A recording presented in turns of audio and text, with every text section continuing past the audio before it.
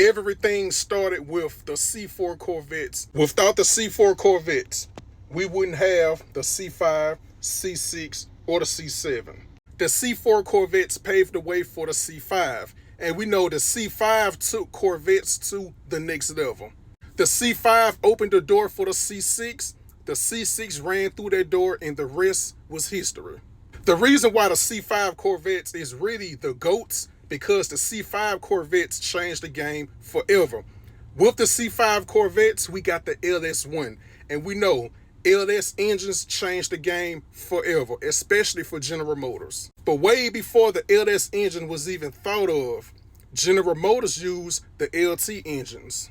A lot of the newer Chevy fans don't know the history of the LT1, the LT4, and the LT5.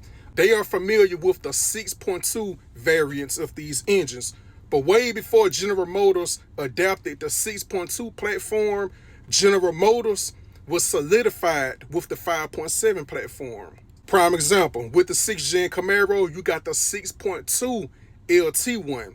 The original LT1 was a 5.7, and that 5.7 LT1 was in the C4 Corvettes, the early model F bodies, the 96 Impala SS. So we had the 5.7 LT1, the 5.7 LT4, and the 5.7 LT5. This right here is the 5.7 LT5 in the C4 ZR1. Now the only downside to the LT5 was General Motors did not make the LT5, but General Motors did make the LT1 and the LT4.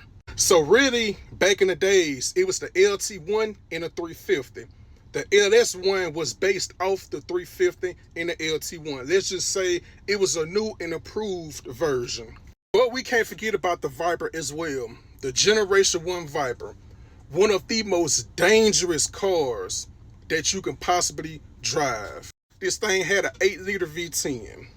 No stability control, no traction control, no nothing. This car has 0 driver assist.